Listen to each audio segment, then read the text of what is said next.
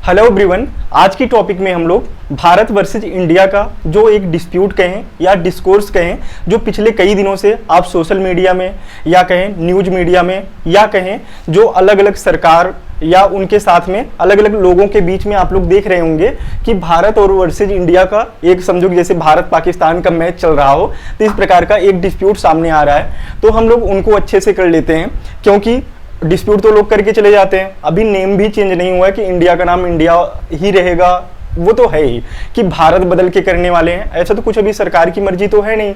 लेकिन ये चीज सामने आने से अब हम लोगों के मन में एक दुविधा आ गई है। जो स्टूडेंट्स हैं उनके मन में दुविधा ये आ गई, कहीं यहाँ से कोई क्वेश्चन नहीं बन जाता। तो हम लोग स्टूडेंट के पर्पज से भी करने वाले हैं कि भारत और इंडिया का क्या मामला है, या अभी ये कैसे कैसे अभी वर्तमान का क्या मामला है। उसके साथ में हम लोग देखेंगे विदेशों में कैसे नाम चेंज किया गया, थोड़ा उनकी हिस्ट्री देखेंगे। उसके साथ में अगर नेम चेंज होता है तो कॉन्स्टिट्यूशन में क्या प्रोविजन दिए गए हैं, उनके साथ में हम लोग कुछ कंक्लूजन देखेंगे कि इसका क्या हो सकता है। ये टॉपिक आपके प्री मेंस और उसके साथ में एसए के पर्सपेक्टिव से इंपॉर्टेंट है, आप लोग अच्छे से कवर करिए।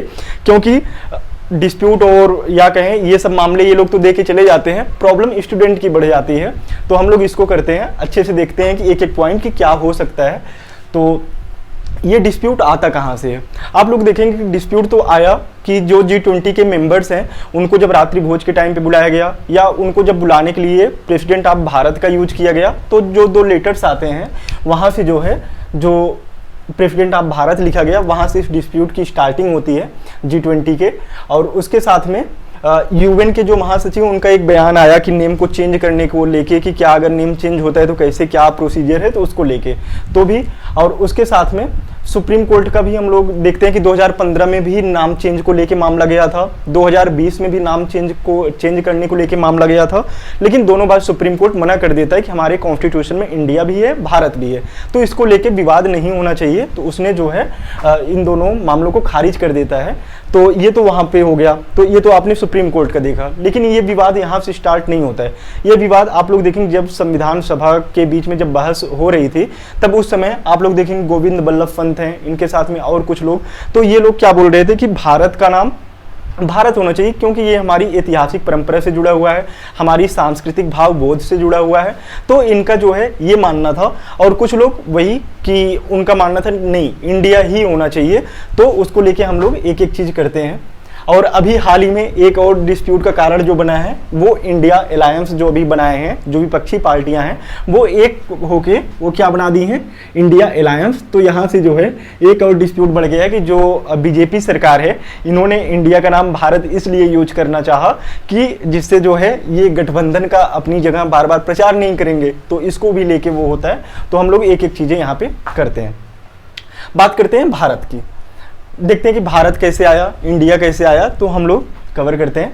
भारत का जो अगर देखेंगे सबसे पहले महाभारत में, ऋग्वेद में, विष्णु पुराण या उसके साथ में वायु पुराण, ब्रह्म पुराण, यहाँ पे भी इनका उल्लेख मिलता है भारत का।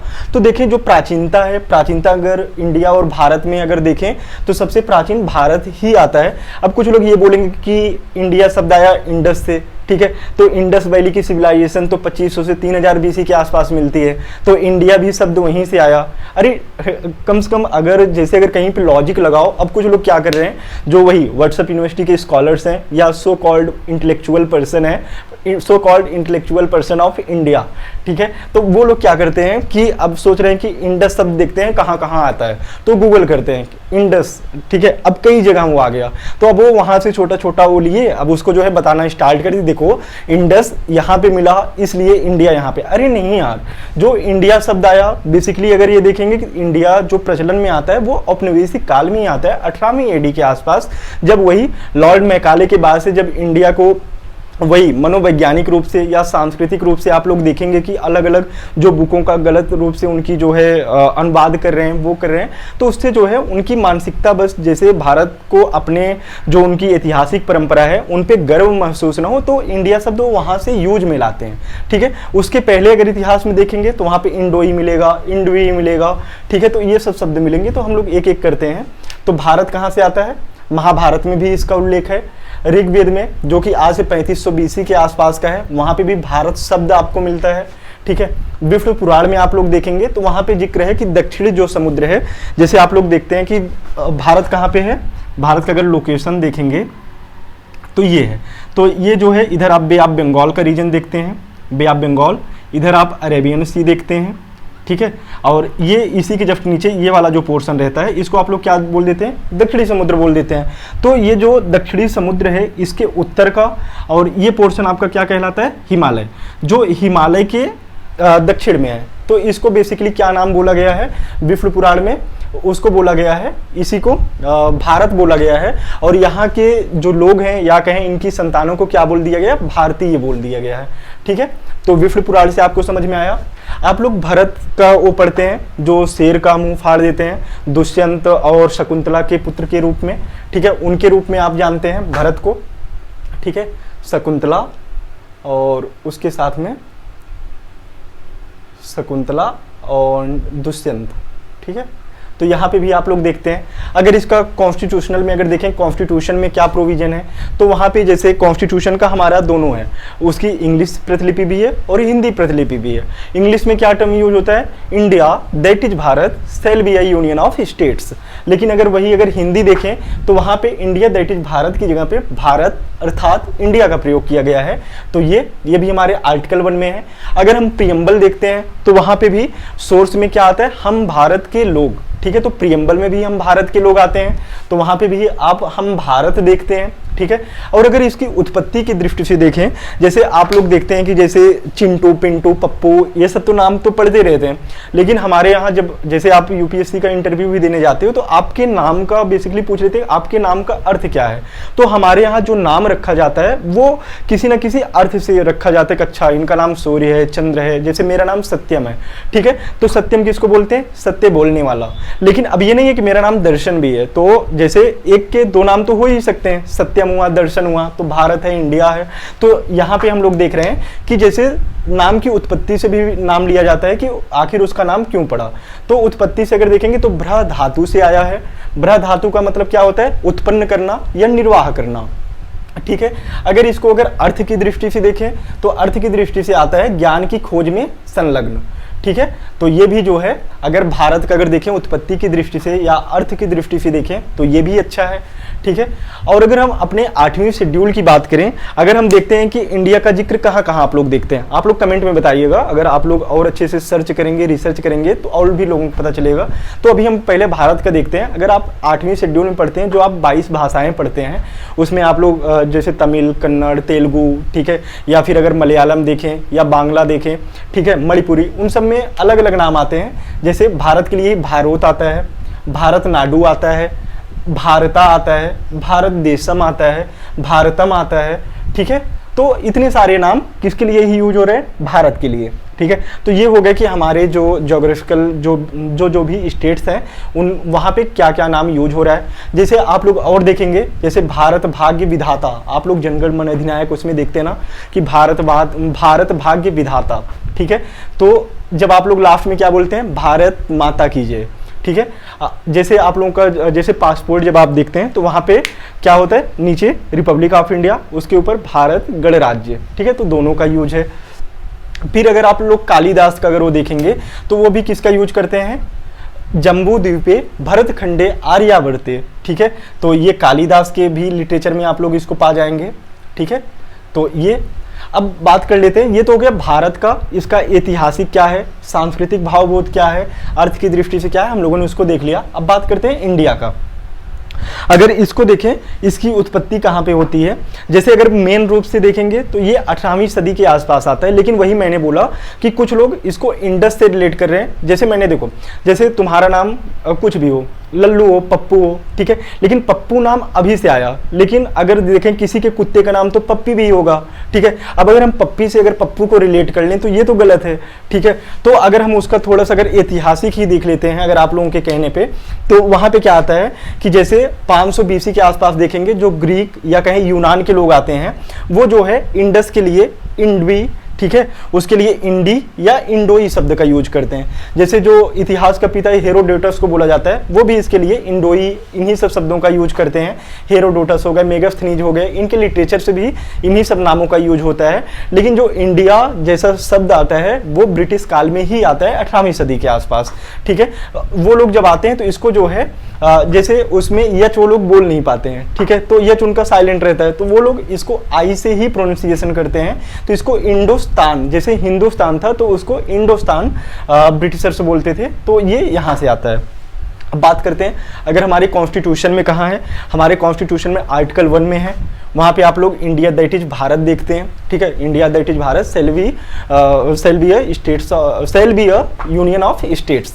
ठीक है, तो वो हो गया। कुछ लोग इसको जो है औपनिवेशिक मानसिकता या कहें कॉलोनियल जो माइंडसेट है उसको भी बोलते हैं। यहाँ से बोलते हैं कि इस शब्द से मुझे गुलामी की गंध आ रही है, तो इतने दिन क्या आ रही थी, तो वो भी बात है। अगर उत्पत्ति की बात तो हम लोगों ने कर लिया।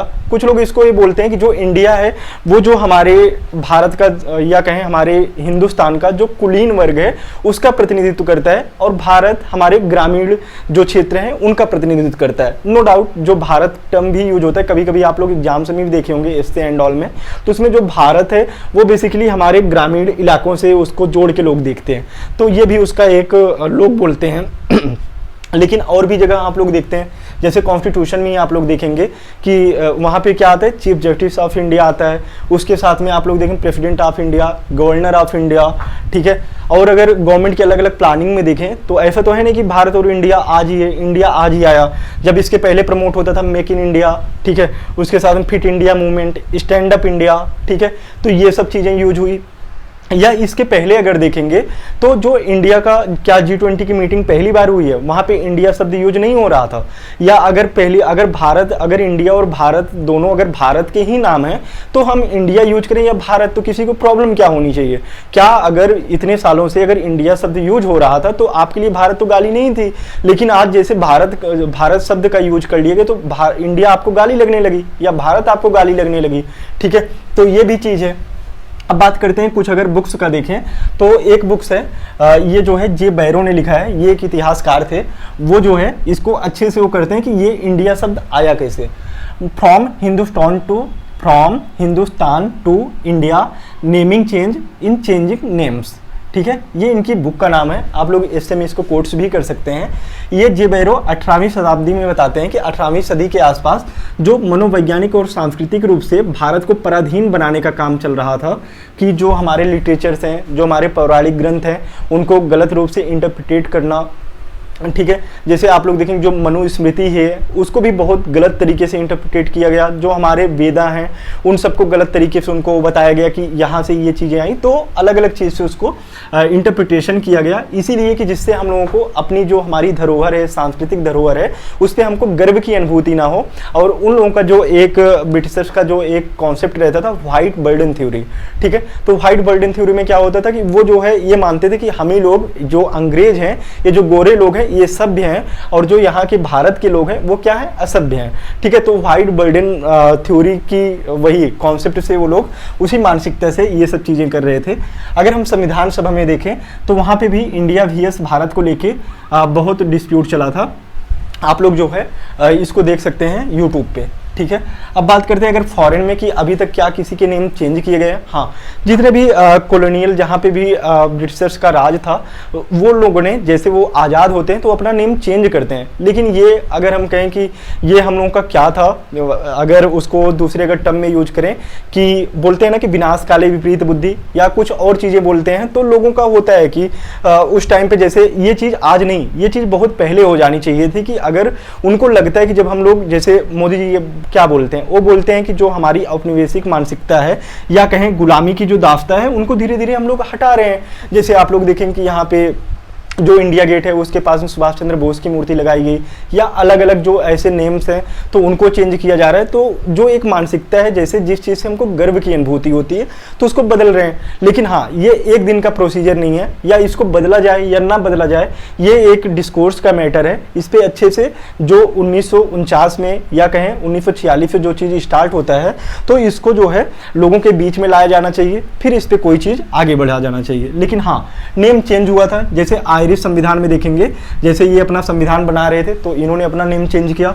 और हम लोग देखेंगे जो आयरिश कॉन्स्टिट्यूशन है वहाँ से बहुत सारी चीज़ें लेते हैं कि राज्यसभा में कैसे चुनाव होना चाहिए या राज्यों का संघ, तो ये सब चीज़ें हम लोग वहाँ से लिए हैं। अगर हम सीलोन को देखें, अपने पड़ोसी श्रीलंका, तो सीलोन से उसने अपने नाम को श्रीलंका किया, गोल्ड कोस्ट अपने नाम को घाना किया, रोडेशिया उसने जिम्बाब्वे किया। अगर अपने और पड़ोसी को देखें तो वहाँ पे बर्मा आता है, बर्मा ने अपने आप को म्यांमार किया। ठीक है, तो बहुत सारे इन लोगों ने अपने आप को अपना नाम बदला।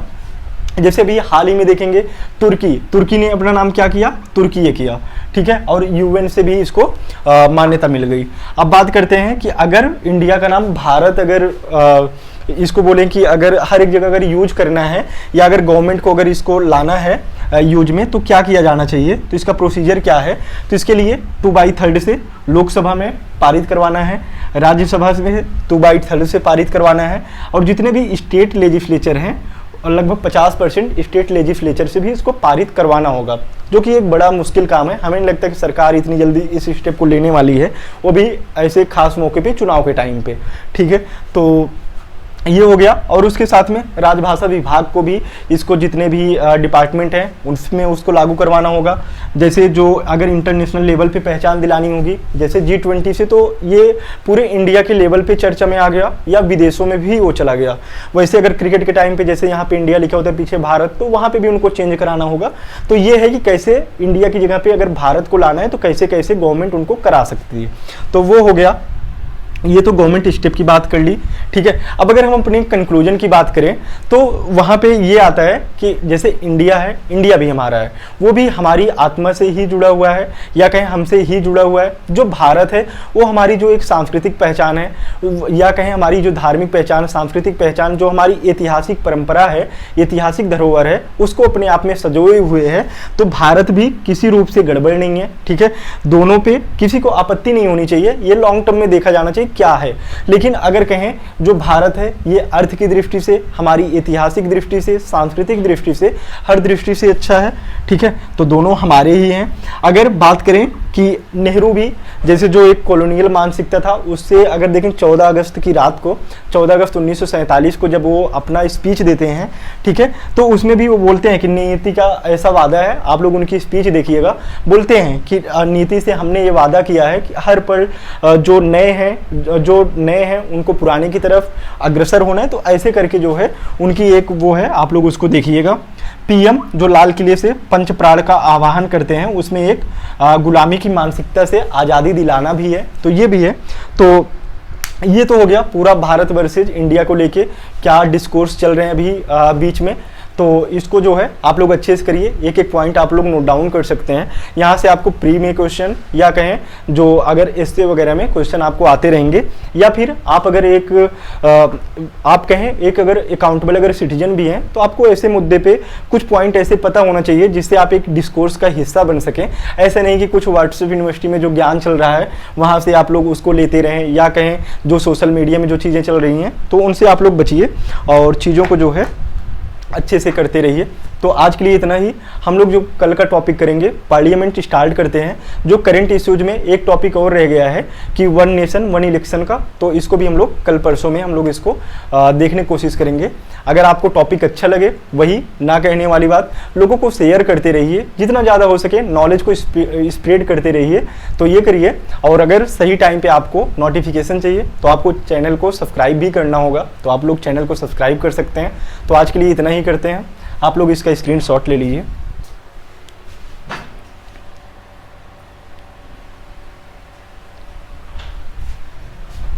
ठीक है, आज के लिए इतना ही करते हैं, कल मिलते हैं पार्लियामेंट में। जय हिंद।